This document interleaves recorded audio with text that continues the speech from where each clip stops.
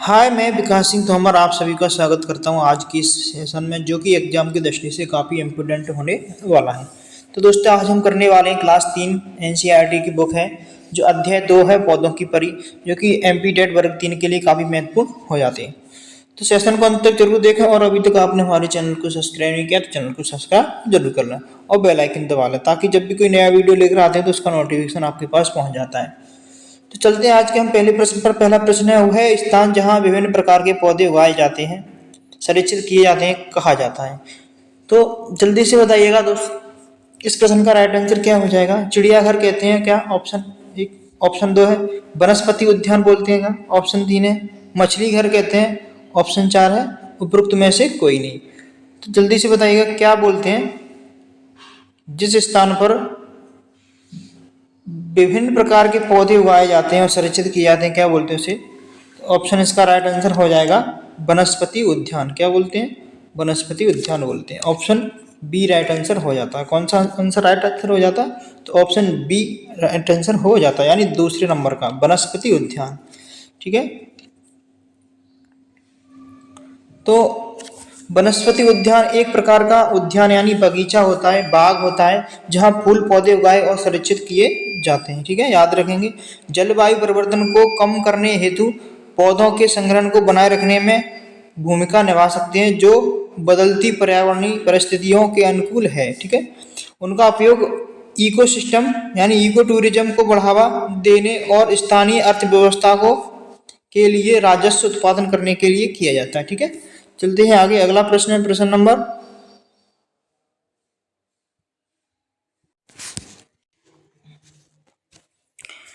Question number 2 है, गलत युग्म का चयन कीजिए। नंबर 1 कान्हा राष्ट्रीय उद्यान मध्य प्रदेश। क्या बताना है? गलत पूछ रहा है।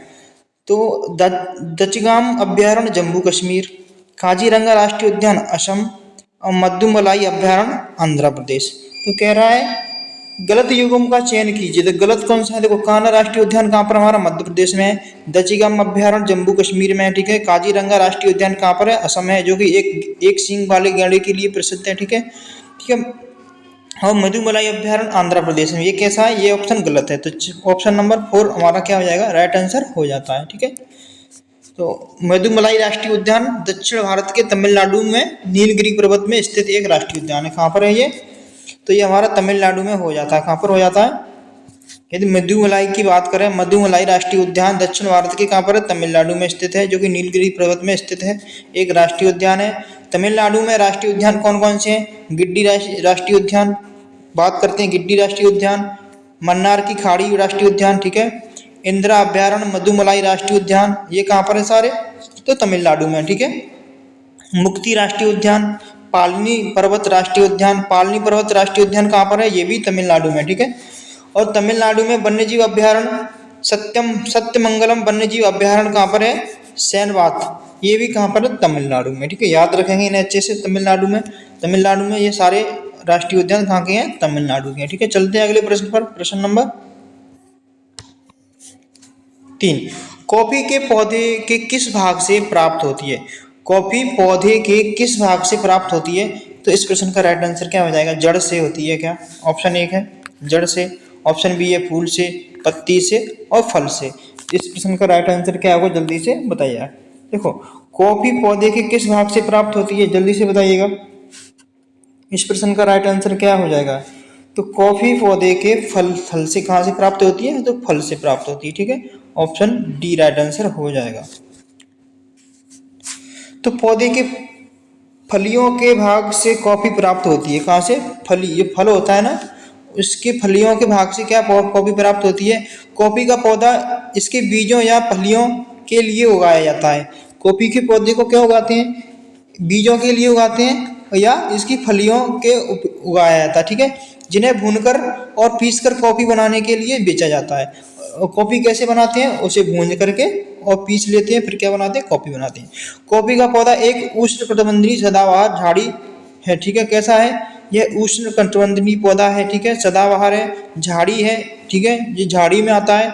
अफ्रीकी मूल का छोटा पौधा है। ठीक है, ये कौन से मूल का है? तो अफ्रीकी मूल का पौधा है। ठीक है, याद रखेंगे, इसको भी कभी कभी प्रश्न पूछ लेता है। विश्व भर में 2 प्रकार की कॉफी का आनंद लिया जाता है।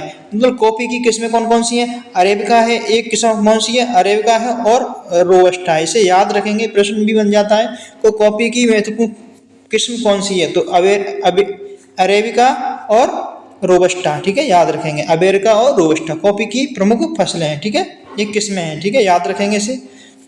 तो चलते हैं आगे दोस्तों, आज हम काफ़ी अच्छे प्रश्न करने वाले हैं, तो सेशन को अंत तक जरूर देखें।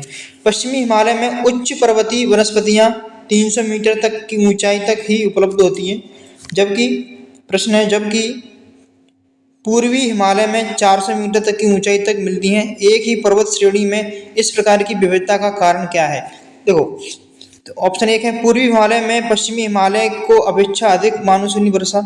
ऑप्शन 2 है पूर्वी हिमालय की चट्टानों का पश्चिमी हिमालय की चट्टानों के साथ अधिक उर्वर होना। ऑप्शन 3 है पूर्वी हिमालय का पश्चिमी हिमालय से अधिक ऊंचा होना। ऑप्शन 4 है पूर्वी हिमालय का भूकंप रेखा और समुद्री तल से पश्चिमी हिमालय की अपेक्षा अधिक निकट होना। तो क्या इसका राइट आंसर हो जाएगा क्वेश्चन नंबर 4? तो क्वेश्चन नंबर 4 का राइट आंसर होगा पूर्वी हिमालय में पश्चिमी हिमालय की अपेक्षा अधिक मानसूनी वर्षा का क्या होना, जिसके कारण क्या होता है, पश्चिमी हिमालय में वनस्पतियां 300 मीटर तक की ऊंचाई तक ही उपलब्ध होती हैं, जबकि पूर्वी हिमालय में 400 मीटर तक की ऊंचाई तक मिलती हैं। ठीक है, इसका कारण क्या है? तो मानसूनी वर्षा का कारण है। क्या है इसका कारण? क्या है? मानसूनी वर्षा का होना। ठीक है, चलते आगे। मैंग्रोव वन के लिए निम्नलिखित में से कौन सा क्षेत्र प्रसिद्ध है? तो मैंग्रोव वन के लिए निम्नलिखित में से कौन सा क्षेत्र प्रसिद्ध है? जल्दी से बताइएगा। क्वेश्चन नंबर 5 का राइट आंसर क्या होगा? ऑप्शन 1 है पश्चिमी बंगाल में सुंदरवन। ऑप्शन बी है कालीमपांग का लावा जंगल। ऑप्शन 3 है उड़ीसा का दंडकारण्य जंगल, और उत्तर प्रदेश का कार्बोनेट नेशनल पार्क। तो इस प्रश्न का राइट आंसर क्या होगा? जल्दी से बताइएगा। प्रश्न नंबर 5, तो प्रश्न नंबर 5 का राइट आंसर होगा पश्चिम बंगाल में सुंदरवन। देखो, मैंग्रोव वन के लिए निम्नलिखित में से कहा है? तो पश्चिम बंगाल में क्या है? सुंदरवन क्या है? प्रसिद्ध क्षेत्र है। याद रखेंगे, अच्छा प्रश्न है। देखो, भारत में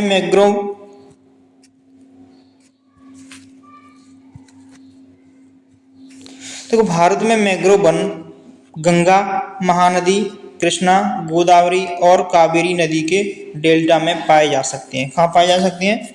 मैंग्रोव वन गंगा, महानदी, कृष्णा, गोदावरी और कावेरी नदी के डेल्टा में पाए जाते हैं। अकेले पश्चिम बंगाल में सुंदरवन भारत में मैंग्रोव के तहत पाए जाते हैं। कहाँ पाए जाते हैं? सिर्फ पश्चिम बंगाल में पाए जाते हैं। कौन से?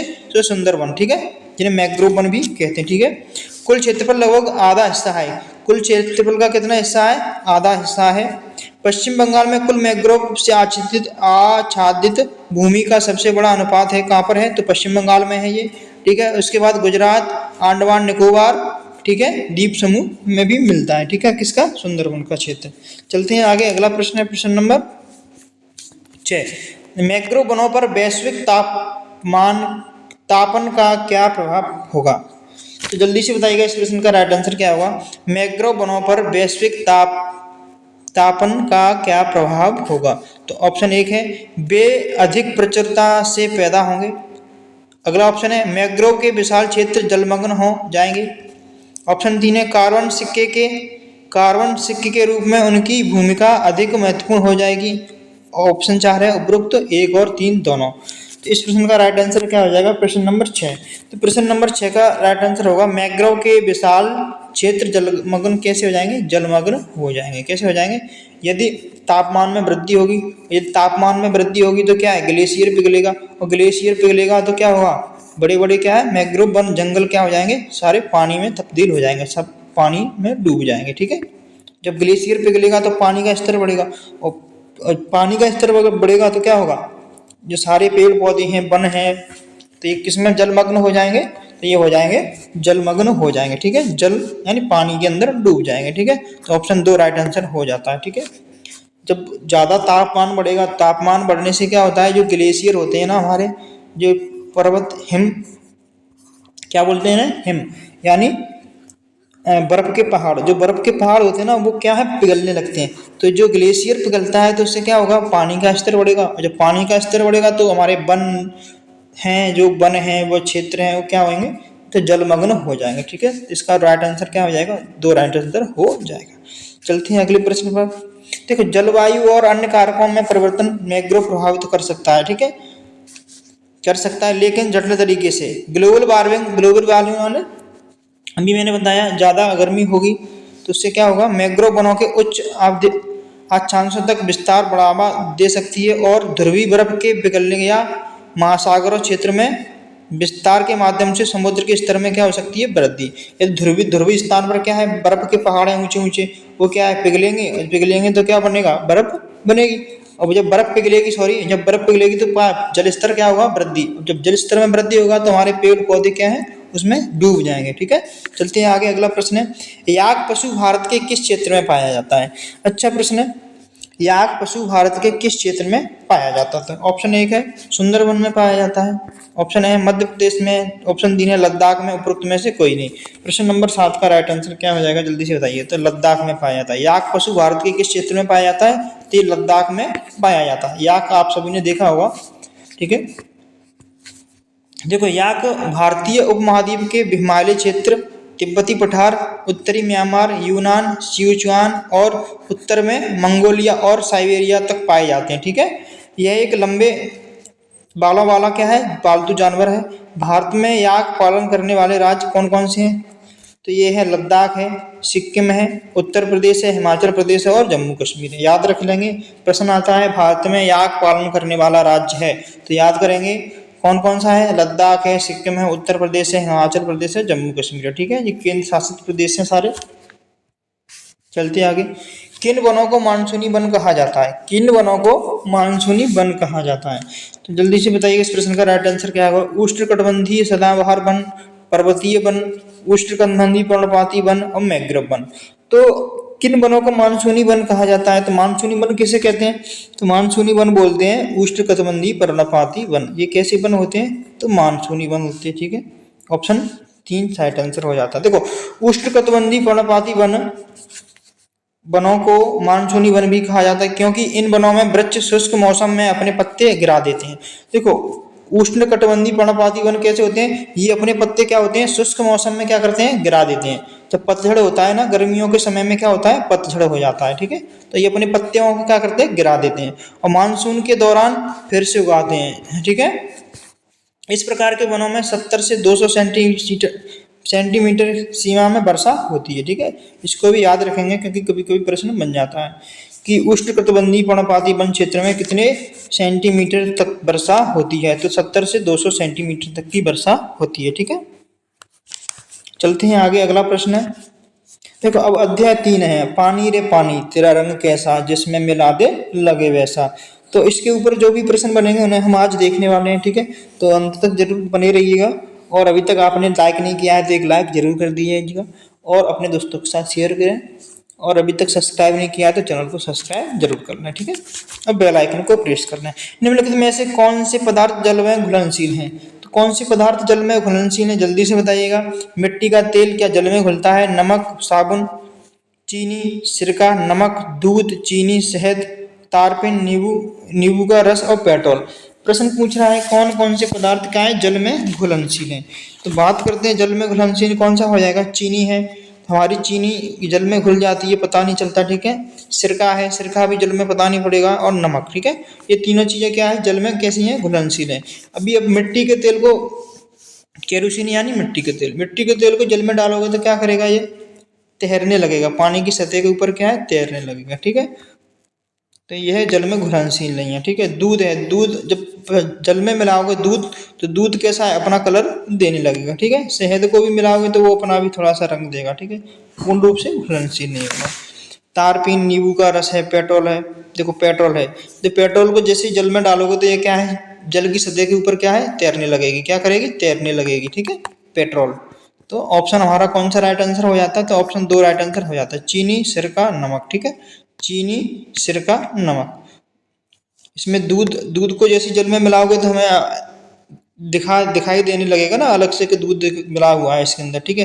पेट्रोल डालोगे तो पेट्रोल ऊपर तली पे तैरने लगेगी, ठीक है। और मिट्टी का तेल भी यानी केरोसिन भी ऊपर तैरने लगेगी। तो ऑप्शन हमारा कौन सा राइट आंसर हो जाता है? ऑप्शन बी राइट आंसर हो जाता है। तो चीनी, सिरका, नमक, ठीक है। चलते हैं अगले प्रश्न पर। अगला प्रश्न देखो, चीनी, सिरका, नमक जल में घुलनशील पदार्थ हैं। कैसे हैं? घुलनशील पदार्थ हैं, ये घुल जाएंगे। चीनी एक अत्यधिक घुलनशील द्रवीय अणु यौगिक है। सिरका जल के द्रवीय अणुओं को आकर्षित करता है क्योंकि यह एसिटिक एसिड और जल से बना एक द्रवीय पदार्थ भी है। फिर भी यह जल के साथ एक समांगी विलयन बनाता है, ठीक है, समांगी विलयन बनाता है। नमक जल में घुल जाता है क्योंकि नमक के अणु आयनिक बंधन जल के अनुबंधन की तरह मजबूत नहीं होते, ठीक है। तो इसको भी याद रख लेंगे। चलते हैं आगे। अगला प्रश्न है प्रश्न नंबर 2। यदि आपको सेशन अच्छा लग रहा है तो लाइक जरूर करें, ठीक है, और अपने दोस्तों के साथ शेयर भी करें। और सब्सक्राइब नहीं किया तो चैनल को सब्सक्राइब जरूर कर लें।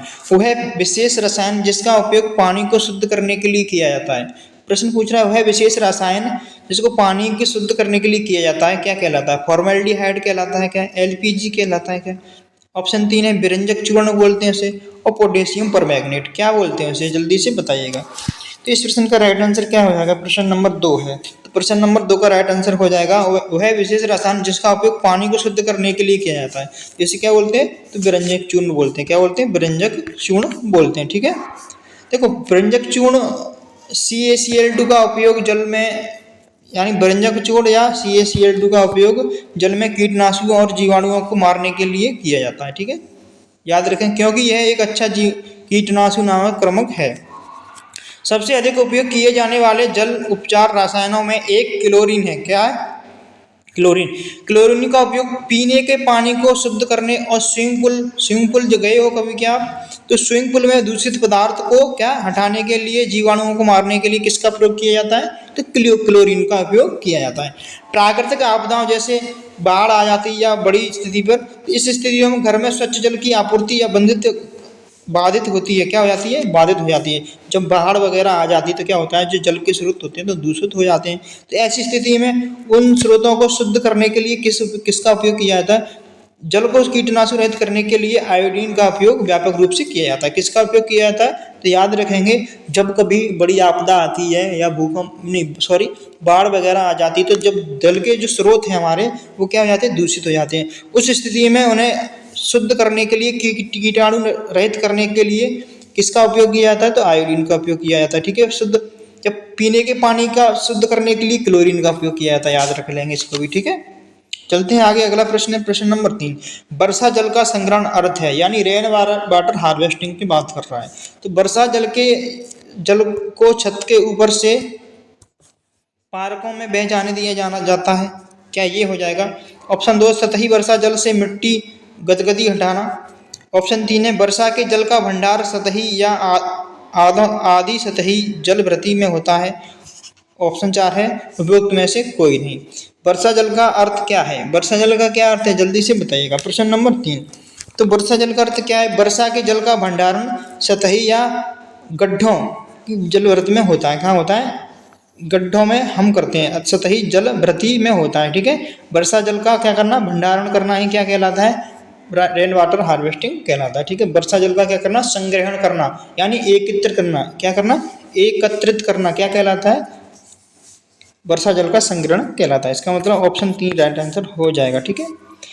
वर्षा जल का संग्रहण यानी रेन वाटर हार्वेस्टिंग, ठीक है, वर्षा को बह जाने देने की बजाय एकत्रित करने और संग्रहित करने की प्रक्रिया है, ठीक है। वर्षा जल संचय का मुख्य उद्देश्य संग्रह नहीं बल्कि भूजल स्तर में वृद्धि कराना है। सबसे मुख्य स्तर क्या है इसका? जो भूमि के अंदर जो जल होता है उसके अंदर क्या करवाना? वृद्धि करवाना, ठीक है। इसलिए भूजल के संगठित संग्रह द्वारा भूजल स्तर को बढ़ाने के लिए जल संचय का उपयोग किया जाता है। इसके लिए विभिन्न तकनीकें विधाओं को सतह एवं गंभीरता पूर्वक अपनाकर भूजल भंडारण में पर्याप्त बढ़ोतरी की जा सकती है, ठीक है। इसको याद रख लेंगे। चलते हैं आगे। अगला प्रश्न है पौधों में पानी देने के लिए प्रयोग की जाने वाली वह तकनीकी क्या कहलाती है? बात कर रहा है पौधों में पानी देने के लिए क्या कहलाती है तकनीकी? जिसमें संकीर्ण नालियों से पानी सीधा पौधों की जड़ में दिया जाता है। कि बात कर रहा है पौधों की जड़ में दिया जाता है तो उसे हम क्या कहते हैं? मैं बता दूं किस तरह की बात कर रहा है। देखो, ये एक डायग्राम दिखाया गया है जिसमें क्या है, पाइपलाइन डाली गई है और इसे कनेक्ट किया गया है किससे, मोटर से। ठीक है, जब मोटर चालू कर दी जाती है तो ये पाइप से पानी आता है और ऐसे होकर सब में एक एक करके निकलता है, और जब पेड़ पौधे लगे हुए हैं उनमें बूंद बूंद करके टपकता है, क्या करता है, बूंद बूंद करके निकलता है। ठीक है, तो इस विधि को कौन सी विधि कहते हैं, तो जल्दी से बताइएगा इस विधि को कौन सी विधि। देखो, ये पाइपलाइन पड़ी है हमारी, देखो अच्छे से देखना, ये पाइप पड़ी है, इसके अंदर पानी को निकाला जाता है और जैसे क्या है, यहाँ पर पानी के लिए छिद्र बनाए जाते हैं तो इसमें पानी निकलता है। तो इस विधि को किस विधि के नाम से जाना जाता है, तो इस विधि को किस नाम से जाना जाता है। देखो, तो पौधों में पानी देने के लिए प्रयोग की जाने वाली तकनीक क्या कहलाती है, जिसका संकीर्ण नालियों से जड़ में दिया जाता है। कहाँ दिया जाता है, तो जड़ में दिया जाता है। तो क्या कहते हैं इसे, इसे बोलते हैं, जल्दी से बताइए क्या बोलते हैं इसे, तो इसे बोलते हैं ड्रिप सिंचाई। क्या बोलते हैं, ड्रिप सिंचाई। ऑप्शन 2 राइट आंसर हो जाएगा। ड्रिप पद्धति है, कौन सी है, ड्रिप पद्धति। तो दोस्तों, ड्रिप सिंचाई प्रणाली लगातार अंतराल ड्रिप्स यानी एनीमीटर के माध्यम से आवश्यक मात्रा में पानी सीधे जड़ क्षेत्र में आधार लगाने की एक विधि है। ठीक है, जो अभी मैंने आपको चित्र दिखाया था। तो सेशन कैसा लगा कमेंट बॉक्स में जरूर बताएं। यदि अच्छा लगा हो तो अपने दोस्तों के साथ शेयर करें, और अभी तक हमारे चैनल को आपने सब्सक्राइब नहीं किया, चैनल को सब्सक्राइब जरूर कर लें और लाइक जरूर करें। ठीक है, मिलते हैं अगली वीडियो में, तब तक के लिए धन्यवाद। जय हिंद, वंदे मातरम। Thank you for watching.